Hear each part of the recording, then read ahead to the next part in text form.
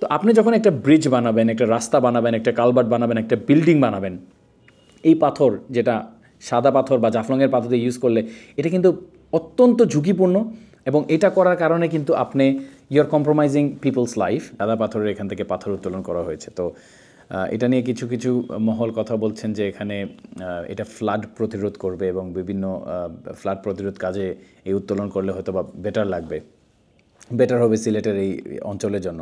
তবে আমি মনে করি এই স্টেটমেন্টটা একেবারেই সঠিক নয়, কারণ আমি যদি আপনার ফ্লাডের ডেপথের কথা চিন্তা করে নিই, যদি ফ্লাড যদি এখানে হয়, পাথর এটা একটা ন্যাচারাল প্রসিডিয়ার দিয়ে আসতেছে। এই ন্যাচারাল প্রসিডিয়ারের মাধ্যমে এটা পাহাড় থেকে আসতেছে, এবং এই পাথরগুলো যেগুলো আসতেছে, এই পাথরগুলো মূলত হচ্ছে ওয়াটার স্টোন বা আমরা বলি গার্ডেন স্টোন। তো গার্ডেন স্টোন হওয়ার কারণে কি হয়, আমরা এই স্টোনগুলা একটা ন্যাচারাল প্রোটেকশন বা ন্যাচারাল একটা ড্যাম হিসাবে কাজ করতেছে কোথায়, আপনার এই নদীর বাঁধ ভাঙন থেকে, এবং ফ্লাডিংটাও কমায় যাচ্ছে। কারণ যখনই নদীটা ওর ফ্লোতে আসতেছে, পানি কিন্তু কোনো ফ্লো ওর নিজস্ব ফ্লোতে চলে, যেহেতু পানি নিজস্ব ফ্লোতে চলতেছে, তখন দেখা যাচ্ছে এই বাঁধ ভাঙন বা বিভিন্ন জিনিসপত্র হচ্ছে না, এটা একটা প্রোটেকশন হিসাবে পাথরগুলো কাজ করতেছে। তো পাথরগুলো যখন উত্তোলন করতেছেন, ওখানে কিন্তু খনন হচ্ছে এবং একটু ডিপ নিচে ডেপথ হয়ে যাচ্ছে, জিনিসটা একটা গভীরতা চেঞ্জ হচ্ছে, এবং নদীর যে নাব্যতা ওটাও চেঞ্জ হচ্ছে, যার কারণে ধরেন আপনার নৌযান চলাচল থেকে শুরু করে বিভিন্ন প্রবলেম হয়। খালি এটা দিলেও হয় না, এই পৃথিবীটাই কিন্তু actually we live in a world that is a balance of habitants. তো এখন যেহেতু আমাদের এখানে পানির উপরে আমরা বসবাস করি, পানির নিচেও কিন্তু প্রাণীরা বসবাস করেন, মাছ আছে, শামুক আছে, বিভিন্ন জলজাতীয় প্রাণী আছে ওখানে। তো দেখা যাচ্ছে ওদের হ্যাবিটেন্টটাকেও কিন্তু আমরা ডিসরাপ্ট করতেছি। তো করার কারণে কি হচ্ছে, একটা ইকোসিস্টেমে ডিস্টার্ব হচ্ছে। তো আমরা সম্পূর্ণ ইকোসিস্টেমটাকে ডিসরাপশন করতেছি, যার কারণে ধরেন ডেফিনেটলি একটা না একটা অঙ্গ থেকে এটা পোষায় দিতে হবে। তো পাথর এগুলো করার কারণে ধরেন ল্যান্ডস্লাইডও হচ্ছে, ল্যান্ডস্লাইডারে বাঁধ ভেঙে যাচ্ছে, বিভিন্ন কারণে এই পাথরটা উত্তোলন করা ঠিক আমি মনে করি না। সাথে আপনি যদি চিন্তা করেন যে এই পাথরগুলা কিন্তু উত্তোলনটা নিষিদ্ধ করা হয়েছিল, এবং একটা পরিবেশ সংস্কার আইন 1995-তে একটা পরিবেশ সংস্কার আইনও করা হয়েছিল যে এখান থেকে পাথর উত্তোলন যাতে না করা হয়।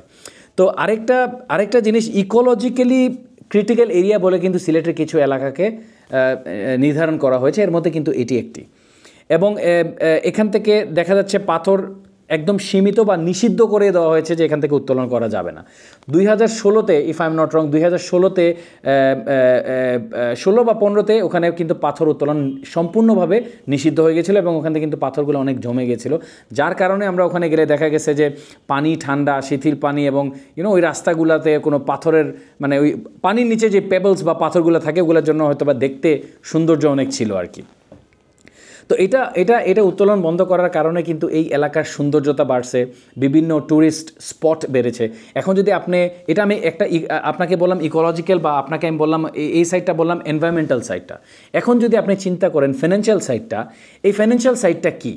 ফাইন্যান্সিয়াল সাইডটা হচ্ছে কি, এই পাথরগুলো তুলে কে বা কারা কোথায় ইউজ করতেছে, এটা হচ্ছে গিয়ে প্রশ্ন। এবং কোথায় ইউজ করতেছে, কেন ইউজ করতেছে, এই পাথরকে ইউজ করলে কি আমার কতটুকু লাভ হবে বা কী হবে, এটাও একটা প্যারামিটার চিন্তা করা আছে। তো আমার কাছে এক্সাম্পল আছে, এটা হচ্ছে কি যে পাথরগুলো উত্তোলন হচ্ছে, ছোট রাউন্ড পাথর, পানির সাথে এটা আসে, এটার ওজন অনেক কম।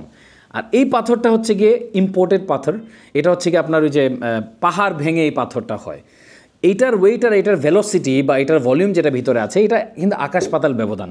এই পাথরের স্ট্রেংথ, আমরা তো যেহেতু পাথর নিয়ে ব্যবসা করি, এখানে কিন্তু কেমিক্যাল স্ট্রেংথ থেকে শুরু করে সব কিছুর সম্বন্ধে একটা ধারণা আমাদের থাকতে হয়।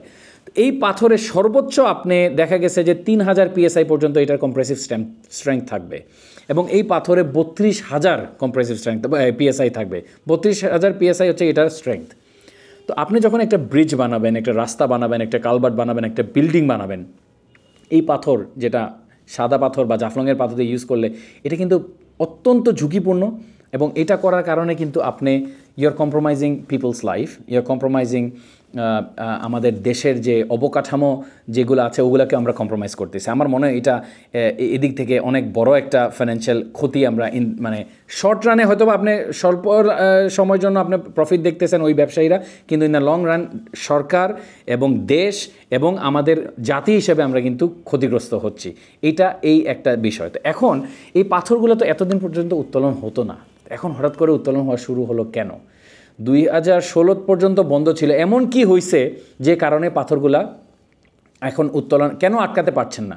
তো এখানে জেলা প্রশাসক মহোদয়, যেহেতু সিলেটে এখন আপনি জানেন এখানে কোনো এমপি নাই বা কোনো মেম্বার অফ পার্লামেন্ট নাই বা আপনার মেয়র নাই বা কোনো নাই, এই গার্জিয়ান বলতে আমরা একজনকেই বুঝি, আমাদের জেলা প্রশাসক। এটা তো আমি মনে করি এটা একটা দূরদর্শিতার অভাব আমি মনে করি। এখানে একটা ল্যাক অফ ফার সাইটেডনেস, যার কারণে হয়তো বা আমি মনে করি এখানে আরও কঠোর হওয়া ওনার দরকার ছিল, প্রশাসন আর একটু কঠোর হওয়া দরকার ছিল। কারণ এটা আপনি ন্যাচারাল রিসোর্সকে সেভ করছেন, এনভায়রনমেন্টকে সেভ করছেন, লাইফ আন্ডার ওয়াটারকে সেভ করছেন, এবং একটা সীমিত কয়েকজন ব্যবসায়ীর জন্য আপনি বড় একটা ব্যবসায়িক গোষ্ঠীকে আপনি কিন্তু অবহেলা করছেন। কিভাবে 4-5 জন 7 জন ব্যবসায়ী, আপনারা শুধু পলিটিক্যাল কাভারটা দেখছেন, কি পলিটিক্যাল পার্টি, অমুক পলিটিক্যাল পার্টির সো নেতা হচ্ছে গিয়ে পাথরগুলো এখান থেকে নিয়ে যাচ্ছেন, আপনারা কিন্তু ওই কাভারটাতে আছেন। কিন্তু এই কাভারের গভীরে কি আছে? গভীরে বলতে আমি বুঝাচ্ছি কারা ওনাদেরকে এইভাবে বলে দিয়েছে যে এখান থেকে পাথর উত্তোলন করতে, বা কোন ব্যবসায়ীরা এটার সাথে জড়িত আছেন বা কারা জড়িত আছেন, এটা খুঁটিয়ে দেখা অনেক দরকার। এবং এটা কিভাবে এটা বের করা যায়, এটা সরকারকে অবশ্যই একটা নীতিমালা নির্ধারণ করতে হবে, এবং একটা কমিটি আমার মনে হয় করে এটা কীভাবে কী করা যায়। কারণ এই গুটি কয়েকটা ব্যবসায়ীকে মানে আমার মনে হয় ফ্যাসিলিটেট করার জন্য একটা বড় ব্যবসায়িক গোষ্ঠীকে আমরা অবহেলা করছি। ওনারা কারা? সিলেটের মূলত আরেকটা বড় ইন্ডাস্ট্রি হচ্ছে কি ট্যুরিজম সেক্টরে দেখা যাচ্ছে ওখানে ট্যুর গাইড ব্যবসা আছে, ওখানে নৌকার একটা বড় ব্যবসা হচ্ছে, রেস্টুরেন্টের ব্যবসা হচ্ছে। তো এই পুরা ব্যবসায়িক যে ecosystem because of this so area, এটা কিন্তু আমরা হারায় ফেলতেছি। কারণ আজকে বিছানাকান্দিতে বা সাদা পাথরে, যদি আমি বলি সাদা পাথরে যে আমরা আগে যেতাম কারণ পাথরটার জন্য দেখতে পানি স্বচ্ছ ছিল, দেখতে যেতাম। এখন কি আমি যাব? আমরা তো কেউ যাব না। এটা কারণ কি? ওখানে তো ঘোলাটে পানি, কাদা পানি, এগুলো তো আমি দেখতে যাব না ওখানে। তো আমার মনে হয় এই পুরা ইকোসিস্টেমটাকে, আবার ব্যবসায়িক ইকোসিস্টেমটাকেও ডিসরাপ্ট করা হয়েছে এখানে। তো আমি মনে করি প্রশাসন এবং সরকারের যে একটা র্যাপো দরকার, ওই র্যাপোটার এখানে অভাব, এবং এটা অনেক শীঘ্রই এটাকে সর্ট আউট করতে হবে। এবং আমার মনে হয় এটার একটা পানিশমেন্ট, এটা একটা offensable offence, it's a big offence. তো আমার মনে পানিশেবল অফেন্স, এটাকে পানিশ করে এবং এটাকে যাতে ভবিষ্যতে এটা না হয়, কিভাবে পরিহার করা যায়, ওই পরিকল্পনা নিয়ে সরকারকে কাজ করা অতি শীঘ্রই দরকার।